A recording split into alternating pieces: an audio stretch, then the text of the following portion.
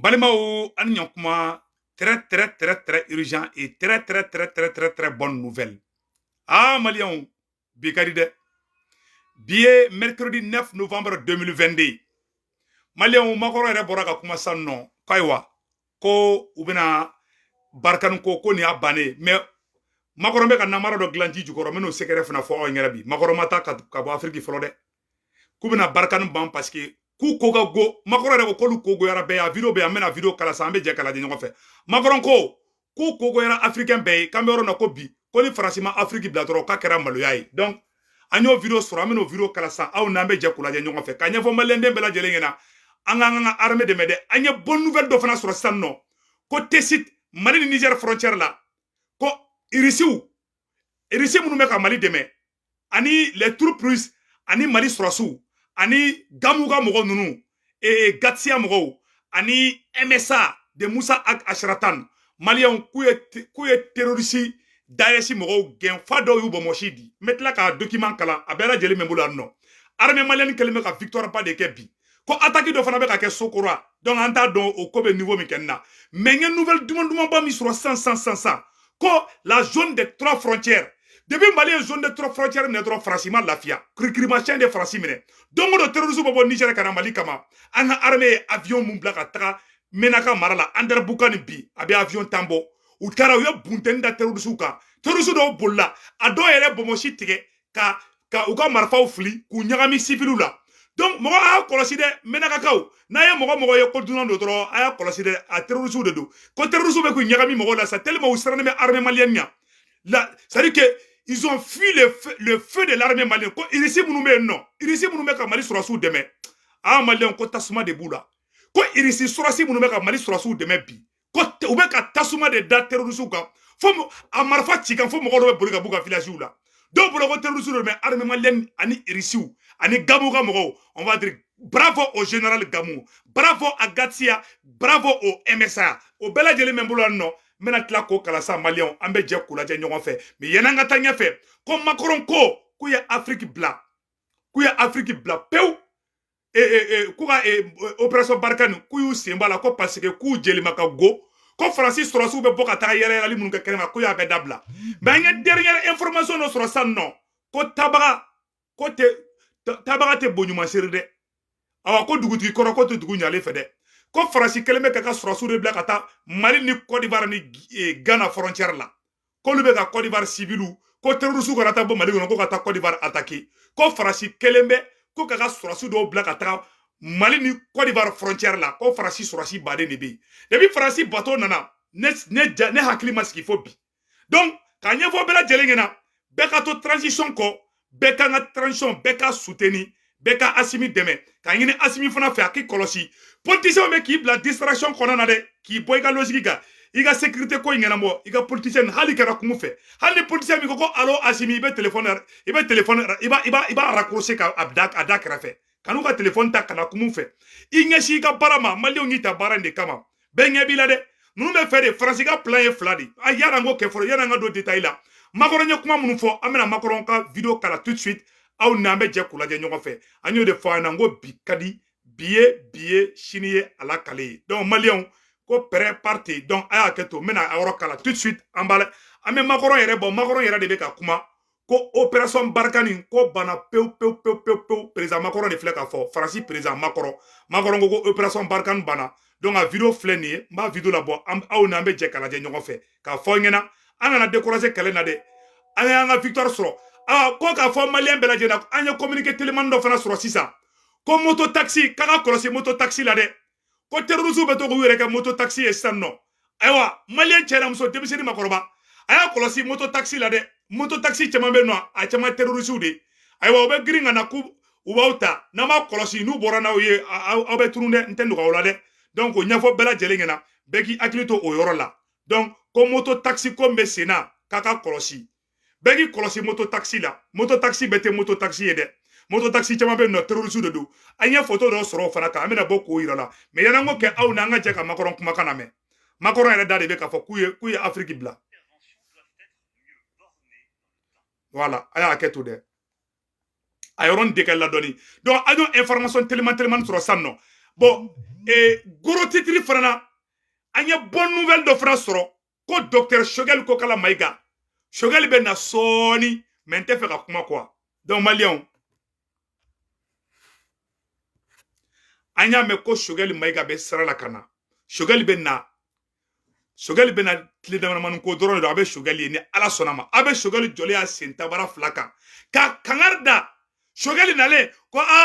Choguel ga video manu be yan fe ko signé Choguel mo de Choguel ye Asimi mo de Segu Tungara ye Asimi mo de Maliki Diaw ye Asimi ka barakaden de Choguel ye Asimi ka barakaden de Segu Tungara ye Asimi ka barakaden de ambe Asimi mo di na figi si kani jo kabena na figi adam ne blende Choguel ken be nale Choguel kinera kan Choguel be nale awa Choguel be ka barake mogo mini jo ble ko karsa Choguel mogo ye billahi adati to achama kungula faso de jugu on de bena bossa ko Choguel tale ambe be ka Asimi supporter de Choguel be Asimi fait Choguel ko kate président no fait kabe Asimi ko Choguel ko na Asimi ko be ro min kale fana be Segu Tungara fana be Segu Tungara Choguel ben le cerveau ala bokum an bebe président Asimi de ko an bebe ka transition kele de deme mais Francis Jondo be o yora ke transition de be bagawiye wa fo non ni Sorasi ga mogoye ni Choguel ga mogoye pour créer la division Sorasi do fana be non alors Sorasi do be non manke kun kosobe olu fana be daw kumanina tiɲɛ de don ha Segu Tungara Choguel ga mɔgɔ de ha ne tɛ Choguel mɔgɔ ye dɛ ne ye Mali mɔgɔ di ne bɛ Asimi fɛ ne bɛ Choguel fɛ ne bɛ nin Sorasi bɛɛ fɛ n b'u bɛɛ fɛ n ka dugawu b'a bɛɛ ye même premier ministre par intérim Ablaye Maïga n ka bonya b'a kan n b'u bɛɛ de fɛ ne tɛ farali mɔgɔ ye dɛ n'a figi minnu bɛ nalen non a ye Segu Tungara i jɔ n ka jamana a y'a to n ka faso kunmasuruden dɔw bloqué fɔlɔ quoi parce que Fransi mogo do de be o be mogo bo ɲɔgɔnna ne Ablaye Maïga kunbɛ Amérique yan ka marche kɛ ka Amérique policiers dévier ne m'o kɛ Choguel ye mais ne y'o kɛ Ablaye Maïga ye j'ai supporté Ablaye Maïga donc o faut ka nɔgɔ b'o la pewu Choguel natɔla min filɛ nin ye an kana mɔgɔ si kana ni jɔ k'a bɛna an bila distraction kɔnɔna na donc an b'o fɔ ka nɔgɔ b'o o côté la pewu maliyɛnw ko n'an bɛ taa an bɛ se donc makɔrɔ ye kuma min fɔ n bɛna kumakan in kala aw n'an bɛ jɛ k'o lajɛ ɲɔgɔn fɛ. Interventions doivent être mieux bornées dans le temps, et ce dès le début. Nous n'avons en effet pas vocation à rester engagés sans limite de temps dans des opérations extérieures. C'est aussi pour cette raison que j'ai décidé, en concertation avec nos partenaires, d'officialiser aujourd'hui la fin de l'opération Barkhane. Notre soutien militaire aux pays africains de la région se poursuivra, mais selon les nouveaux principes que nous avons définis avec eux. Il se déclinera à l'échelle de chaque pays selon les besoins qui seront exprimés par nos partenaires, équipement, formation, partenariat opérationnel, accompagnement dans la durée et intimité stratégique. Il viendra aussi, et oserais-je dire surtout, en soutien des efforts civils déployés par les autorités africaines pour répondre aux tensions communautaires, aux vulnérabilités sociales et économiques que tentent d'exploiter les groupes terroristes. Malion, Macron bora ka fosanno. Macron ko ni opération Barkhane bané de peu. Tellement Francis Makago, Francis Jeli Makago ba ko wulumusoni bobi. Francis tse atakaro la bilen ka be manja sorble. Donc ni Francis ka ko de bané. Sans engrebo de donner, on va faire opération Barkhane bora. Ou be taga opération kura wɛrɛ créer sans tuguni ka i munun damne mais o be woro mina bi u be fe ka na sinogo di donc an hakili to an yɛrɛ la dɛ makɔrɔma kila bi dɛ ko makɔrɔ kelen bɛ ka Francis Sorasiw bila Mali ni Côte d'Ivoire frontière la o fana sɛbɛnnen bɛ an bɛ tila k'o kalan donc makɔrɔ yɛrɛ y'a fɔli min kɛ ko opération banna n y'a video kala aw n'an bɛ jɛ kala de mɔgɔ caman nana li na san nɔ ko makɔrɔ ko opération Barkhane ka banna pewu ko parce que k'a bɛna technique kura ta sisan nɔ makɔrɔ ko a bɛ fɛ ka Francis marfa minnu bɛ Francis bɛ marfa min dilan Francis bɛ avion minnu dilan k'a bɛ fɛ k'o feere de maliyɛnw bɛna secret dɔ fɔ aw ɲɛna bi a y'a hakili to o yɔrɔ la Macron ka Francis to Mali la u tɛ sɔn ka avion ɲɛnama feere u ka partenaires ma Francis tɛ sɔn diɲɛ kɔnɔ k'a ka avion ɲɛnamaw feere Afrique francophone ma Francis bɛ avion kɔrɔlenbaw de feere Mali ma ani Burkina ni Côte d'Ivoire ma mais a ye jateminɛ kɛ Irisiw nalen anw fɛ yen Irisiw ye avion ɲɛnama de di Mali ma mais sisan Macron ko Francis bɛna a yɛrɛ ka indépendance ta dɛ donc Francis fana bɛ fɛ ka don avion feere de la Francis fana bɛ fɛ ka don marifa feere de la i n'a fɔ Irisiw b'a kɛ cogoya min na mais fɔlɔ ni Français kuma avion ferré Malima ima ibeka koko avion cloué au sol là ka ibeka to fangala Français avion colon de ferré Malima ka ibeka to fangala Français avion colon Français de ferré Malima donc Mali kunse ka foyi ka yere mais bibina Macron ko kale be yafa deli Afrique jamana be fe kuni Français ka je ka teria ke tuguni kuni Français ka teria kura wɛrɛ kɛ mais ko Français bena farafun dɛmɛ k'u b'an ka sɔrɔsiw former k'u bɛ Français avion ɲɛnamaw feere anw ma cɛ ni turabilenni tu ni ye tumubilenni i bɛ boli an ma da Français la awɔ an tɛ da Français la Français bɛ fɛ ka na ni sira wɛrɛ de ye walasa u bɛ se ka irisiw gɛn ka bɔ anw fɛ yen cogoya min na Maliyɛnw anw tɛ Français yɛrɛ contre la an ko Français ka politique de man ɲa Français de nana k'an tɛ dɔn Kidali Macron ko k'ale nimisara o bɛɛ la ko vraiment ko Français bɛna partenariat gagnant de kɛ ni Africains ye an bɛ yɔrɔ na ko bi ko Français fana bɛ mobiliw feere a ma ko Français bɛ avion feere a ma i n'a fɔ irisiw b'a feere cogo min aw ni Ala cɛ Français ka marifa jumɛn bɛ yen k'a bɛ terroriste faga hali marifa bɛ Macron bɛ marifa min dilan hali a tɛ se ka tɔn faga Français ka marifa n'i y'a ci hali a tɛ soso faga Français marifa kisɛ hali soso a t'a faga c'est à dire an tigɛlen bɛ Français la de fo k'an to a kɔfɛ Macron de bɛ ni jɔ bi k'aw fana bɛna don marifa feere la k'aw bɛna avion feere Français avion jumɛn di k'a bɛ se Français avion mana wuli bilayi ni min kɔlɔsi a bɛ bin nin ye sira la Français bɛ marifa min d'a ma n'i y'a ci hali a tɛ soso faga hali soso a t'a faga ala tɛ mɔnɛ bɔ mɔgɔ la u bɛ marifa mun di anw ma dɛ m'a fɛ ko Français yɛrɛ ka marifa dɛ Français bɛ marifa kɔrɔkɔrɔlenbaw 1900 avion a n'o marifaw Français b'o de di Burkina ma a b'o de di Mali ma a b'o de di Côte d'Ivoire ma walasa an ka sɔrɔsiw kana se ka former donc o ɲɛfɔ bɛɛ lajɛlen ɲɛna an ka hakili to an yɛrɛ la an k'an jija toujours an ka gouvernement dɛmɛ an ka président Assimi dɛmɛ ko on veut la France et bloquer ne ka page la hali gani ne ko sa k'a fɔ ko vive la France ne vive la France fɔ dɔrɔn ne bi haramundi donc Maliens ko yɔrɔ fɔ ka nɔgɔ bɔ o la donc Macron bɔra k'o kumaw de fɔ a ye Macron ka kumaw lamɛn a yɔrɔ la n bɛna Macron ka kuma débat daminɛ la yan'a ka démission ko fɔ Macron ye kuma jumɛn de fɔ sisan nɔ Macron ka kumakanw filɛ a yɔrɔ la n bɛna Macron kumakan kala aw ni an bɛ jɛ ka lajɛ ɲɔgɔn fɛ Macron bɛ bloqué de la dɛ Macron ma tila Afrique la dɛ an ka Macron kumakan lamɛn. Notre engagement aux côtés de nos partenaires en Afrique doit désormais être centré sur une logique de coopération et d'appui à leurs armées. Cela doit se traduire par un dispositif plus léger et plus intégré avec elles. C'est pourquoi nous lancerons dans les prochains jours une phase d'échange avec nos partenaires africains, nos alliés et les organisations régionales pour faire évoluer ensemble le statut, le format et les missions des actuelles bases militaires françaises au Sahel et en Afrique de l'Ouest, afin de bâtir avec les intéressés une organisation et des instruments communs et partagés de soutien aux armées de la région. Voilà.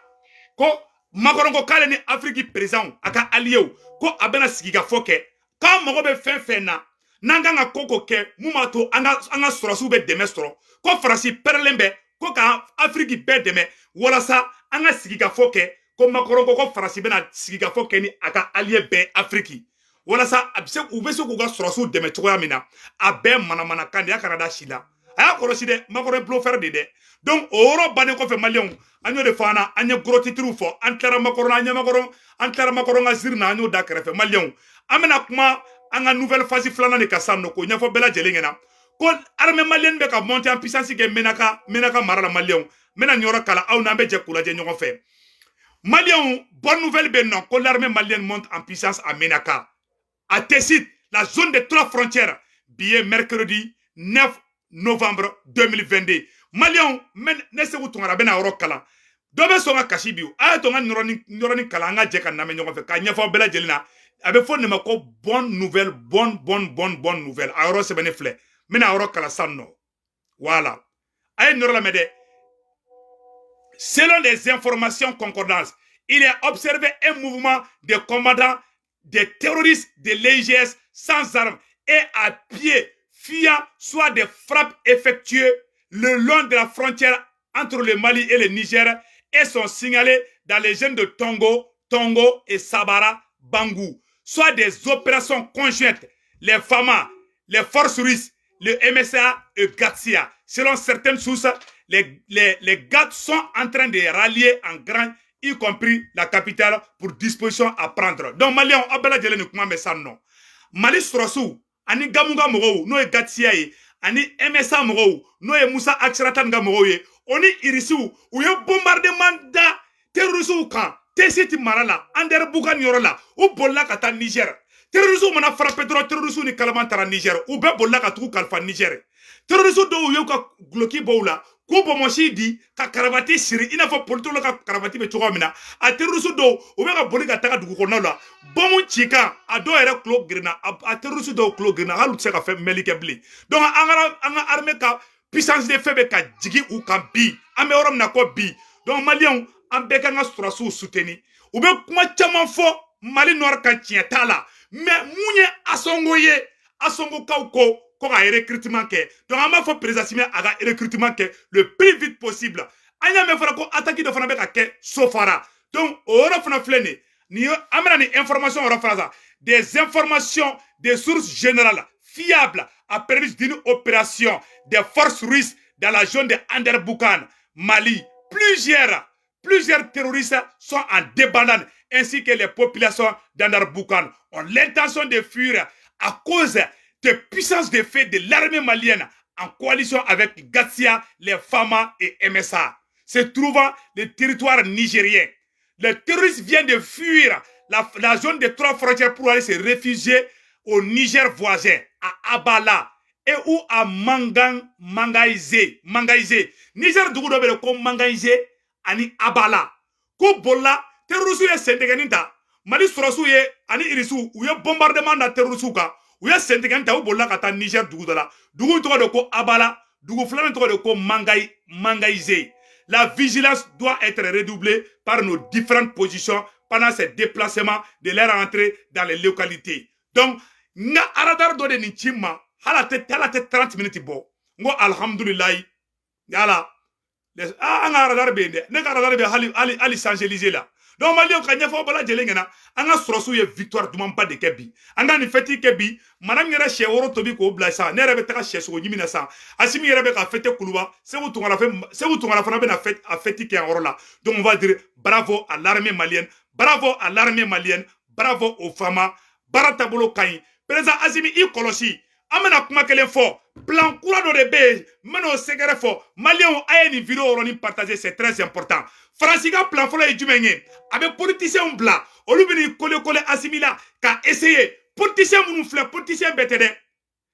RPM ni adema mogodo ye mogo nyanama yede mais adema mogo bete RPM mogo bete ne re teru be adema na ne re tonton be adema na tonton be RPM fana ma mogo be fana tede RPM mogo do de be munu me Franciga mission na u bena gere surasu la u chama keleme ka CNT fa u chama bade de be CNT kono donc vraiment CNT ko yi aya la jede u chama bade be CNT kono donc ni segene segu tungara rebi u ka essayer ka CNT halibi ka remember ka mogo do bala quoi mogo do be u be Franciga mission na CNT kono de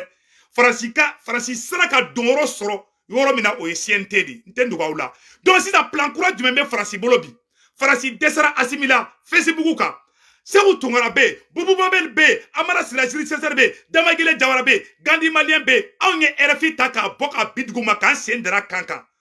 ani Kati 24 anga foli be Kati 24 ani a jeune fefe be no Tairuba tout le monde alay bokum bel le cerveau anye RFI boka bidguma de kan sendera kankan anye Asimi sauvé c'est ça Frasibe do CNT de fait Frasibe do politicien de fait wati mina Mali kan ga libéré politicien bena politique ko kuma da damna surasu kulokoro ambe campagne kede ameni kede o wati kelena ubado ujeli makago ubado no gerla Asimila mogo betimi Asimi koro Asimi ani politicien mingima ko bonjour kana ka téléphone ta de kana gere nunu na de billahi nu gerila uba surasi dama bla jogona nama marfa ta nyon contre la aka foni mako punya mogo de na e coalition keni ni politicien unye Now sen colonel now matla ka marfata nyongo kama colonel te halala de u ya ke sanogo la u be se fen kelemina o ye farafarali de u taw fawta la fawta kra fawta mali fe billahi na mani politicien to banga kele be tien angen tay la di kandi ay barake ni force de changement ni force de changement on de keleke force de changement on de RFI gen force de changement on de mali kunawolo force de changement on da sauver sinon billahi nan kuma bo le 14 janvier ou kumbeta genga bokati na kuma kaka shibon teke kono donc président Simi i korosi politicien una kele président Assimi i kolosi politicien na fila président Assimi i kolosi politicien na saba u be France ka mission de la billahu taw fe u ya tete bi kasa nogo bi u yɛrɛ ma fana tɛ ɲɔgɔn fɛ u tɛ ala fɛ u t'a kira fɛ u to yen i sen b'u sen na baara kɛ ni yɛrɛ wolodenw ye n'i y'a ye Cuba avancera bi u ye baara kɛ ni force de changement ye n'i y'a ye Iran avancera bi ne ye baara kɛ ni force de changement ye Mali bɛ technologie développer a yɛrɛ ye Mali bɛ avion dilan a yɛrɛ ye mais i bɛ taa don ni politicien ninnu na i hakili tɛ lafiya hali hakili tɛ dayɛlɛ tellement i kungo bɛ caya u bɛ t'i kunkolo fa problème dɔrɔn de la anw b'i lafiya de anw de kɛra birifini ye ka bunbu i la kana anw na bila ninnu ye dɛ n'i y'a kɛ janfa don n'i y'a janfa kɛ i bɛ taa bilahi n'i y'a kɛ n'u mi lebu n'u ma taa ni CPI la k'a fɔ ma ko tu ɲamɔgɔden o ye ne ka ladilikan ye k'o ɲɛf'i ɲɛna président Assimi a ye CNT ko in lajɛ Mali jugu tilancɛ bɛɛ bɛ CNT in de kɔnɔ n bɛ sigi a kan CNT in Mali jugu saraka n'i b'a bɔ taga CNT kɔnɔ Mali jugu tilancɛ bɛɛ bɛ yen u bɛɛ bɛ faso ci dɔrɔn de la donc o yɔrɔ fɔ ka nɔgɔ b'o la ka tila tuguni k'a fɔ ko an balimacɛ dɔ bɛ yen nɔ an tilara o yɔrɔ la k'a fɔ ko Choguel bɛ nalen ani Choguel bɛ jɛ ka Mali kura jɔ ani président Assimi ka na an ka politicien minnu bɛ CNT kɔnɔ n'u bɛ farasi ka baara la kunu ɲɛ tɛna kɛ Choguel ye bilahi talahi an bɛ maliyɛn bɛɛ bɛ wuli ko ka CNT in ci n'u wulila k'u bɛ mankan wɛrɛ kɛ an bɛɛ bɛ marche kɛ ko ka CNT ci bilahi talahi CNT k'i calmer dɛ Choguel bɛ nalen dɛ an ni Choguel ni Assimi ani CNT ani gouvernement an bɛɛ de bɛ fala an bɛɛ de bɛ bala an tɛ Choguel fisa ni Assimi ye an tɛ Assimi fisa ni Choguel ye u bɛɛ de ye an ka ɲɛmɔgɔw ye an b'aw bɛɛ kɔ an b'aw bɛɛ fɛ mais k'a fɔ k'a bɛ a yɛrɛ ma bɛna fadenya dɔ créer parce que politiciens b'aw senkɔrɔ n'a y'a kɛ n'a bɔra mɔgɔ mɔgɔ la k'i bɛ na ni farali ye ala ka sanpɛrɛn jigin o tigi kan ni mɔgɔ bɛ fɛ ka na ni farali ye Mali kɔnɔ ala an ma deli fɛ a tigi kɛ ye ko fila i k'a bɔ an senkɔrɔ i ka sanpɛrɛn jigin a tigi kan a kɛra ne Segu Tunkara ye o a kɛra mɔgɔ ye o mɔgɔ de bɛ na ni farali ye k'i bɛ na ni janfa wɛrɛ ye k'i bɛ na sɛrɛnso mɔgɔw fara k'u bɔ ɲɔgɔn na nkalon kan i yɛrɛ ka intérêt kan Faransi ka intérêt kan ala n b'a deli fɛ i ka tigi bɔ an senkɔrɔ i ka tigi kɛ ye ko fila ye an ti yafa tigi ma an tɔɔrɔla an wulila ka kɛlɛ de kɛ k'an bɛ Mali kɔrɔ de nɔfɛ an ma kɛlɛ kɛ ko mɔgɔ dɔ ka ta ka kɛ i sago ye dɛ mɔgɔ n'i y'a kɛ bilahi n'a ma f'i ko i ka si bɔ n tigɛ kɔnɔ mɔgɔ sara Mali ko la bilahi a su a kɛra to traître desida mɔgɔ ye janfanti ye a kɛra Choguel ye o a kɛra Assimi ye o a kɛra nin konali fɛn fɛn ye o a kɛra Segu Tunkara ye o a kɛra activiste ye cɛ n'i bɛ Mali janfa k'i bɛ fɛ ka k'i ka intérêt la k'i bɛ fɛ ka double G de kɛ ala a tigi kɔ bɔ fiɲɛ la bɛɛ k'i daji to a tigi kun cɛmancɛ la mɔgɔ bɛ janfa sira kan aw bɛ lebu hala tɛmɛ n'aw ma bi a ka si bɔn tɛgɛ kɔrɔ n'aw ma bi n'a ye Tunkaraden a ka fɔ ko to ɲamɔgɔden Segukaw ka danga min Segukaw ka duwawu min donna duwawu in tɛ bi gasa dɛ cɛ n'i ko k'i bɛ Mali bi ala k'i bi cɛ ko k'i bɛ janfa kɛ ala k'i to janfa in na i kɛra militaire ye o i kɛra politicien ye o i kɛra activiste ye o i kɛra procureur ye o mɔgɔ de bɛ double G la ala a tigi minɛ k'a kɛ ye ko fila ye ala kana hɛrɛ k'a tigi ye ala ka tigi ta tiɲɛ ala ka tigi ɲɛ fiyewu ala ka tigi bɔ an senkɔrɔ cɛ an tɔɔrɔ la koyi nkalon caman tigɛra an tɛ nkalon tigɛla bilen an tɛ mɔgɔ si ka manamana ko la bilen an tɛ sigi ka mɔgɔ si lajɛ k'i b'an ka jamana trahir bilen cɛ n'i bɛ trahison sira kan ala k'i lebu mɔgɔ trahison kɛ Mali kɔnɔ ala y'a bɛɛ lebu an ma Arasbati ye bɛɛ tun bɛ kule Arasbati la mais bi a binna a jelima ka go Arasbati jelima ka go ko wulumusonin bɔ bi hali soso tɛ Arasbati ki a jelima ka go hali Arasbati mana tɛmɛ kare mun kan a wulu bɛ wɔwɔ cɛ a la mɔgɔ si t'a fɛ o ye exemple ye dɛ viromaniw activistes an n'an tilen ɲɔgɔn ye dɛ an ka double G n'u dabila dɛ ni Assimi ye mun kɛ n'a ma bɛn a ye ci f'a ɲɛna dɛ cɛ jamana ko in na manamana ko t'a la bilen an ka jamana de existence bɛ gie la an tɛ sigi mɔgɔ si ka na k'i bɛ n'i ka intérêt nɔgɔlen den ɲini an senkɔrɔ an to ja mɔgɔ si la an to ja mɔgɔ la dɛ an b'a fɔ mɔgɔ la dɛ Choguel bɛ na an bɛɛ de b'an tɛgɛ di ɲɔgɔn ma ka Assimi dɛmɛ ni mɔgɔ min ko k'i tɛ Choguel ye bɔ gouvernement na ni mɔgɔ min ko k'i ɲɛ tɛ da Choguel kan ala k'i ɲɛ ci Choguel bɛ Assimi fɛ ka tɛmɛ ni mɔgɔ tɛ transition na mɔgɔ min bɛ Assimi fɛ ni Choguel ye n b'o fɔ bi bilahi n seerew bɛ yen dɛ bɛn de cerveau ye n seere ye ala ye beaucoup min ye n seere ye bilahi Choguel y'an bɛɛ lasigi ko ni Assimi ko yɔrɔ min k'ale bi a tɛ tɛmɛ o kan k'a n'a y'u ja o k'ale Choguel bila hali sini ale t'u kɛlɛ dɛ ale bɛ taa ka foro la o ye hɔrɔnya kuma di o Choguel kelen de ko an ka sɔrɔsiw fara ɲɔgɔn kan an k'u fara ni hɔrɔn tɛ a t'o fɔ ma deli ka politicien hɔrɔnya ka tɛmɛ Choguel kan kana manamana kɛlɛw bɔ a ka CNT kirikaraw kɔnɔ ka to ka taga cɛkɔrɔba traumatiser a natɔla don dɛ cɛkɔrɔba natɔla don dɛ Choguel natɔla don ka taa traumatiser a ka CNT kɔnɔ bilahi an bɛ wuli aw kama n'an m'aw gɛn a ka si bɔn tigɛ kɔnɔ ni mɔgɔ ko k'i bɛna bala wuli jamana kɔnɔ ala ka sanpɛrɛn jigin kan Chambe danga de ambe fatia de ta mogo kama. Ne rebe si fatia la bi. Chante manamana ko la blende. Ante pasa fakala ante patikolo ma fola. Mogo ni ko kibe manamana ko do asingoro. Ala ka sampren jigika. Ala ka foy ko fana. Ambe danga blende do. Mali somao, mali karamogo, mali donso, kontrontigu, ani korantigu. Aw beka buli. Aw ka danga do. Mogo be mali jafala ala ka fatigi ko. Chanta sigi blanga jamana ka chible na to jamo la blende. Billa ante mo cheshinga dalaje. Voilà, donc bora oro la. C'est ça. Nous sou bole be bide. O bona mana ko damine. Shogeli ga video manu bora. Misi di seku tungara ma. Jakuma dama, wulu dama, wara dama kasura chite tien. Mena galontege la. Zena Shogeli benali. Il est intouchable. Il est intouchable. Aben abaka barake fana. Et puis il va réussir. Voilà. Ambe asimi de demain. Ante Shogeli demain. Ambe asimi de demain. Shogeli bena asimi demain. C'est que tu m'as ka asimi demain. Allah beaucoup bena asimi demain. Donc il faut qu'on aura boula. Peu Malion amena kuma mamala ane oura 12-12 ane Moussa Mara Yelema billet mercredi 9 novembre 2022 ko plaintif fla de tegelembe nous toko contre la ko Moussa Mara Yelema ko lui plaintif tege ko mamala ko fana plaintif tege nous toko contre la mena conseil kelendi mamala ingate ankaramogo aidara la Dia brujalte mu mada aidaraka. Dia brujalte mu mada aidaraka. Ainama delika aidara kai planti de mo contrôla. Ali shini na aidara ko kabe 26 mars fa bafa. Ali shini aidara ka jama bako. Ali shini aidara baka aga sanga plena. Ali shini na aidara ko amsara ka fefe ka abakai. Oye munyu ni sabalidi. Harama de iti jokele beke. Ne ala ibla sans fait. Mogo dobe blaila o dia goyadi. Galombe norola ala kira blara kasola mamala ala ese di mabi eni urwa 12-12 aw fla ko kadne ba ko bomoni kalama depuis ala kane da ne ma deli ka fo mamala ma ko allo bonjour na me fa ka téléphone ta ka mamala fo men sarana ni a ka karata ke moko kono ki nata ba kan quoi parce que bi ni kuma na fama fe doro ba fo kibe do de nyina menen urwa 12-12 kadi nata te fo ite urwa 12-12 kadi se ko tungare ba fo ko bomoni kalama billahi woro koso mamala kuma mun fora ko mamala ka côté la mamala jodo wo mamala jote wo mo gara se mamala ma de mesigi kuma inka mo do be ite so ma jamana kono mamala fle ura 12-12 fle nunu ye personne intouchable de aw kana se mamala ma aw kana se ura 12-12 ma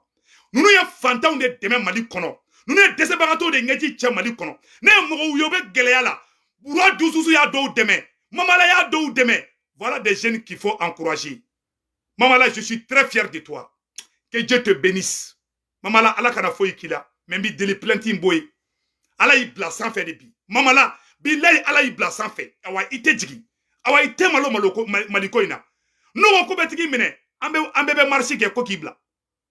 Aneta nyengini tiendo kalodo. Ne de ko ukara se mamala madron. Point bar.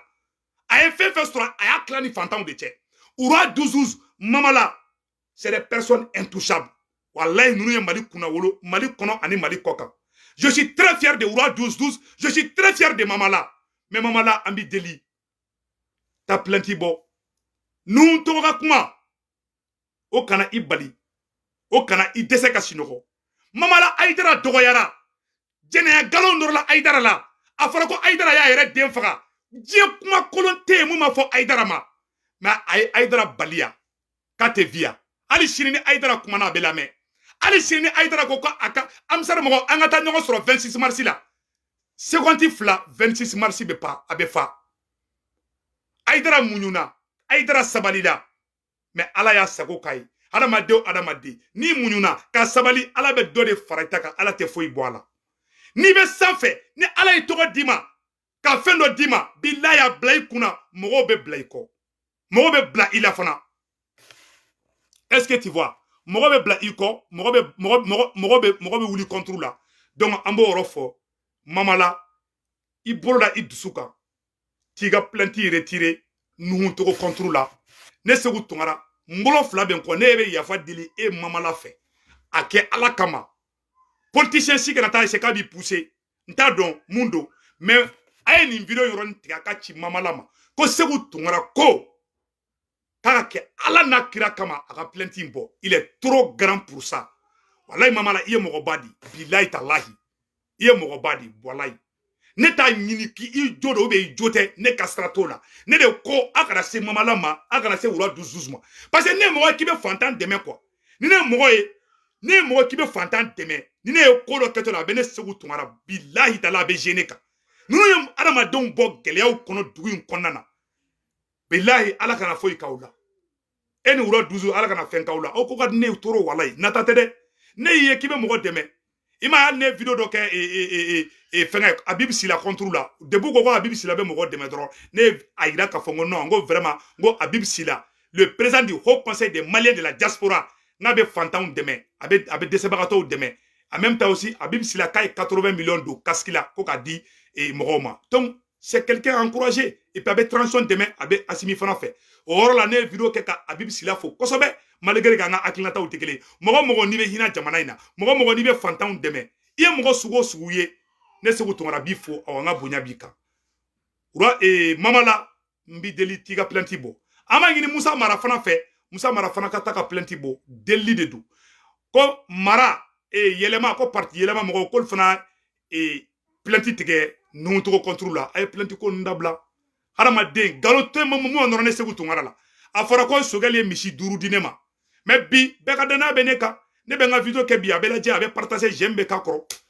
adamaden tɛ kɛ foyi da kan kɔ adamaden ŋaninkɛ de b'i ɲa i ŋaninkɛ de b'i tiɲɛ mɔgɔ si da tɛ se ka foyi kɛ mɔgɔ la a ye nin kuma mɛn dɛ mɔgɔ da o tɛ se ka foyi kɛ adamaden na ala y'i da k'i bɛ kɛ mun ye bilahi tala i bɛ k'o di mɔgɔ si da tɛ se ka mɔgɔ bɔ ala y'i da k'i bɛ kɛ mun ye ni nani ta kama i b'o kɛ ka tila ka taa donc n b'o ɲɛfɔ bɛɛ lajɛlen ɲɛna an bɛɛ k'an tɛgɛ di ɲɔgɔn ma an ka mali kura in jɔ dɔ bɛ fɔ bɛɛ ma ne fa nɛni na ka ne ba nɛni ka nkalon nɔrɔ ne la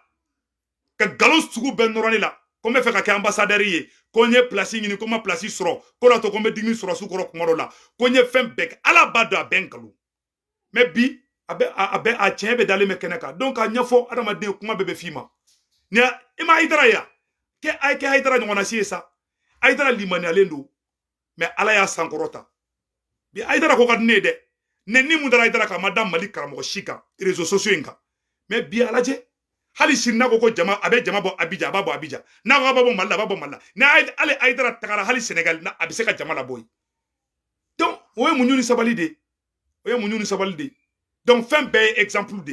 ala ka hakili ɲuman d'an bɛɛ lajɛlen ma a ye aw tɛgɛ di ɲɔgɔn ma mɔgɔ ko karisa ye a ye n ka hakɛ tɛmɛna a ye n ka image tiɲɛ ala de bɛ mɔgɔ ka image tiɲɛ mɔgɔ si tɛ se ka mɔgɔ ka image tiɲɛ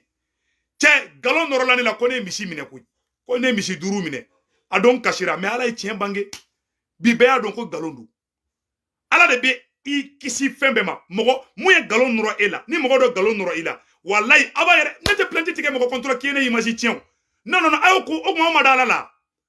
Haidara dara ala la ala ye Haidara bila sanfɛ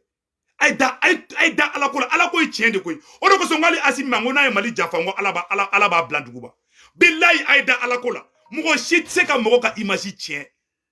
ni mɔgɔ min ko k'a b'i ka image tiɲɛ bilahi ala bɛ tila ka bila dɔ la fo n'a ka sɔrɔ i tɛ tiɲɛ de kan n'i bɛ tiɲɛ kan i dalen b'i yɛrɛ k'i bɛ tiɲɛ kan cɛ si tɛ se k'i bɔ k'i bi dugu ma donc n b'o conseil di à mon frère Mamala à mon frère Musa Mara a ye plainte bɔ nuhutogo contre la o ye n ka conseil ani delikan don ka ɲɛfɔ ɲɛna adamaden tɛ kɛ foyi ala y'i da mun kɔ ala ka hakili ɲuman d'an bɛɛ lajɛlen ma a k'an bɛn